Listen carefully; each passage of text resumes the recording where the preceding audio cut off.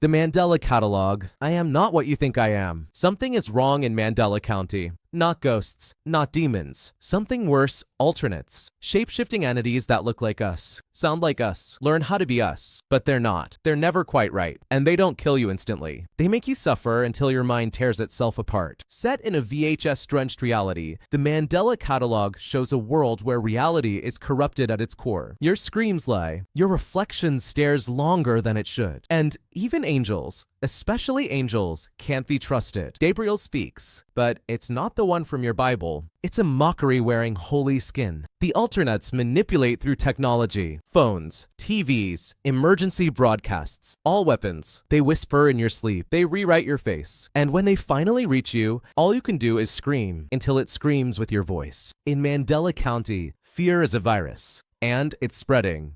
Petscop, the game that plays you. Petscop isn't a game, it's a confession booth for something that should have never existed. Framed as a 2014 Let's Play, Paul records his playthrough of a bizarre PlayStation title he randomly found. At first, it's quirky, catch creatures, solve puzzles. Nothing too wild. Then he finds the Newmaker plane, and the air turns cold. The game begins whispering dark secrets, references to Candace Newmaker, a child who died during a horrific rebirthing therapy. The game knows her, knows Paul, knows you. Dialogue boxes appear when no buttons are pressed. Rooms open that shouldn't. The music gets wrong. And the smiling masks start staring back. There's something else. Hidden, watching, maybe guiding, maybe punishing. The game pulls at Paul's trauma, and soon he can't tell if he's playing the game or reliving someone's grief. Or his own. You don't beat Petscop. You don't finish it. You either understand what it wants from you, or you become part of it. Local 58. Don't look at the moon. The moon is beautiful tonight. That's what the broadcast says. It wants you to look. Local 58 is a hijacked public access channel. At least, it used to be. Now it's a vessel, an infection disguised as television. It delivers messages you didn't ask for, corrupted PSAs, emergency alerts that contradict themselves, and instructions on how to end your own life. Once, the government begged you not to look at the moon. Then someone hijacked the signal, told you it was safe, told you to stare. People obeyed. People disappeared. Dashcam footage shows a man lured into the woods by his GPS. It calmly directs him into darkness, where something is waiting. A shape on the road. A voice not coming from the speaker anymore. The feed ends with silence and static that whispers his name. Local 58 isn't just a channel. It's a portal for something older than time and smarter than us. And it's already inside your TV.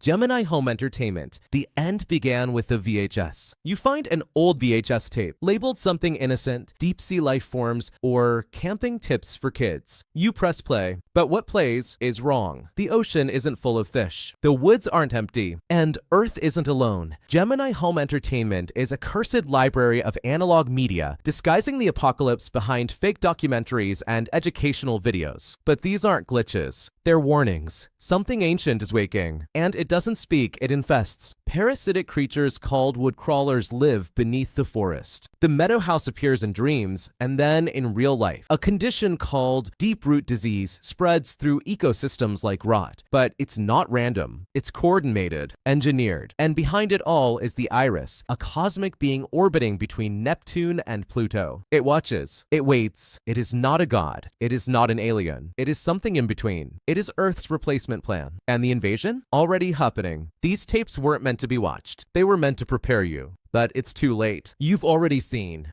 The smile tapes. Don't do smile. There's a new drug going around. No name, no stamp, just a baggie full of yellow powder. People call it smile. You take it and everything feels amazing. Euphoric, weightless. You laugh. You cry. You grin until your skin starts to crack. Then you don't stop. The smile tapes documents the horrifying spread of this alien fungus, extracted from something inhuman called the Baleomundarisis. Victims enter stages of infection, starting with subtle joy, then emotional breakdown, then grotesque transformation. Faces split. Joints snap, and yet they keep smiling. Smilers lose language, lose memory, but not happiness. The fungus eats pain, and in doing so, devours identity. Variants mutate differently. Some stretch into inhuman giants. Others crumble into spores. But all of them grin like puppets being pulled by a string too far inside the brain. Smile isn't a drug. It's a decision. And once you take it, you never stop grinning again.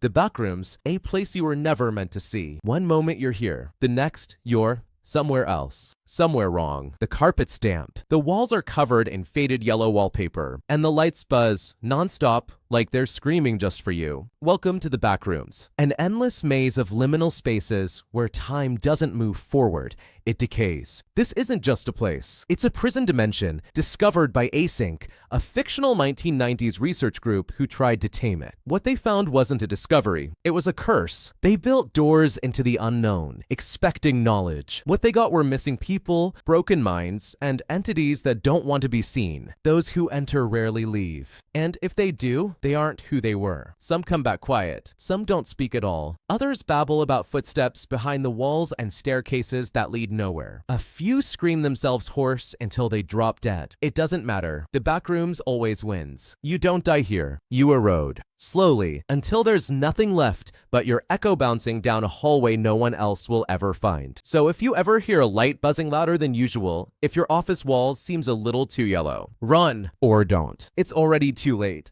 Vita Carnis, the flesh that lives. In 1931, humanity discovered meat that moves. Not born, not evolved, not alien, just flesh. And it never stopped growing. Vita Carnis, living meat, isn't a creature. It's an ecosystem of skin, sinew, and teeth that pulses with intelligence. Crawlers slither beneath soil, fertilizing land with blood. Trimmings, small, turtle-like chunks of muscle roam in herds. Meat snakes slurp up corpses like compost worms. They are not monsters. They are the new wildlife. But then come the mimics, things that walk like people, smile like us, but don't blink right, don't move right. And when they've eaten enough of us, they become us. By the time you realize the man next to you isn't breathing, it's already too late. The forests are alive. The lakes are boiling. Something underneath is changing the food chain. And towering above it all, the monoliths, 120 meters of living meat with legs like tree trunks and ropes for arms. Silent. Until they're not. We thought we were top of the chain. Now we're just meat.